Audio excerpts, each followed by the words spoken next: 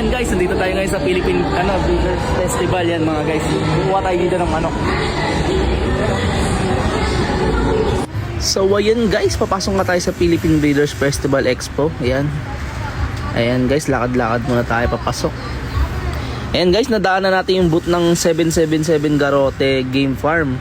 Ayan, nakikita ko ang gaganda, ang dami nilang bull stud yan mga boss. Nasa 7K ang presyo, 8K yata, ganun. Ayan, may mga bulik. Pero di tayo nakakuha dyan mga boss. Ayan, napakaganda na din yung mga manok nila. May bull stud at nag-fill up muna tayo ng form dyan mga guys yan, para may makuha tayong mga supplies from Thunderbird Game Farm. Tuwa, alam mo bata, pero paper bag pa lang yan. Di tayo, kukuha tayo ng mga bigay ng Thunderbird yan. At ayan, ito yung main point ng mga nagpupunta dito, nagpapicture sa mga model ng Thunderbird yan mga guys. Ayan, tuwa oh. Thunderbird side pa. Ayan guys, tingin-tingin din tayo sa mga manok. Ayan, titingin na tayo ng mga manok yan mga guys. Nakikita ko yung mga brood stag nila, ang gaganda.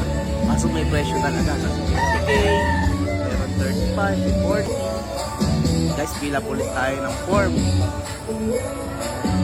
Dito yan sa full power Thunderbird yan.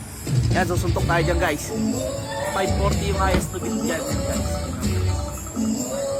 Sayang oh, 10 points na lang oh.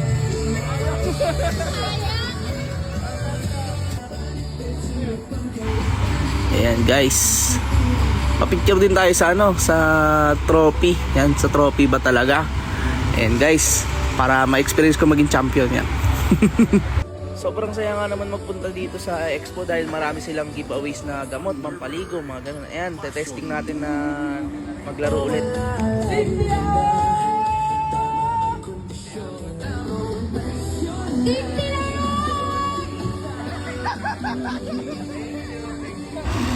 Ayan guys, pipila ulit tayo dito. Ayan, dito naman yung mga sasalo-salo. Ayan oh, si kuya oh. Ayan, alam ko nanalo siya dyan ng pang drop na gamot. Ayan guys, subok naman tayo guys. Ayan, kaso hindi mabilis yung reflexes natin eh. Ayan, tingnan nyo guys. Oink, oink, oink, walang nasalo. Mabagal to guys, tulog pa ata. Ayan, ayan, tatlo lang masasalo niya kasi tatlo na lang naman yun nandyan. Nakakompleto na po kayo mga bossing. Siyam na stamps po yan. Isuot po natin ang mga wristbands po. Kailangan po nakasuot ang ating mga wristbands. At ayan, sumipat na nga tayo ng mga manok dyan sa expo mga guys. Ayan, unang tinignan namin yan kay Idol James Uy na bulik. Gaganda mga boss. Sayang, kapos lang ang budget natin pambili ng stag sa kanila. Ayan guys, eto naman guys. Ayan, ito yung talisay na kapresyo ng NMAX. Ayan, 100K. Parang humawa ka ng NMAX dyan mga guys. Ayan, bago humawa ka niya, kailangan kalkul ka muna. At ito naman guys, nakahawa ko ng manok galing Amerika. And guys, kay Jerry Jenkins na pure sweater, 65,000 yan, para ang bumili ng Honda Click. Ganda guys, parang hirap bitawan pagkahawak mo na yung ganyang manok. Sarap yung masimasin. Iba talaga ang imported sa local breed natin mga boss. Nakikita mo talaga yung pedigree ng manok nila. Ayan guys, tumingin pa ako dyan yan. Nakita ko meron din dito na guest farm na sweater din. 70K yan mga boss. Ayan, bumili ka na rin ng motor. At yan, pumunta tayo dito sa BRB Game Farm yan kay Idol Vincent Biolago ng Orani, Bataan at San Rafael, Bulacan. Diyan tayo nakakuha ng 3 piraso guys. Yan, yung nakuha natin, yung gray na yan mga boss. Yan yung gray na nakuha natin. Tapos yan yung kinuha ko rin na na sweater Gilmore. Gaganda niyan mga boss, magagaling din. Sabi ni Boss Vincent is padlaban na raw nila yan. So kailangan, hinugot lang nila para ibenta sa expo. Nakakatuwa naman dahil ayan, nakakuha tayo ng 3 piraso dito kay Idol Vincent Biolago pa. Ayan, ang ganda niyan mga boss. Yung hatch gray na yan, makikita nyo yan sa post ko. Ayan. And guys, may napili na na akong 3 piraso guys. Yan. Sweater, Gilmore, tsaka gray.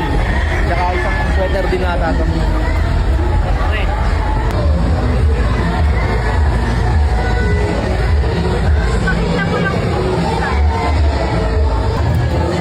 So yan guys, nakuha tayo dito 2 piraso. Ayan. Mga sweater to. Maganda yan. Bali, 5 na yung dala nating mga manok mga boss. Nakuha natin. Mga nakaprigon na rin to. At ayan, nakakita tayo ng mga male 16 dyan mga boss. Pauwi na tayo. Tanong-tanong lang din. Maganda rin mga boss. Mga pangmaterialis. So yun guys, panibagong araw, panibagong manok na naman tayo. Yan, galing tayo dito sa Philippine Breeders Festival. Yan, nakakuha tayo 5 piraso mga guys. Yan, nakakuha tayo 3 piraso kay Boss Vincent Biolago sa BRB Game Farm. Yan, yung boot ni Sir Vincent Biolago. At yung dalawa naman is nakuha natin kay Engineer Jermaine Aguila na nakalimutan ko kung anong pangalan ng game farm.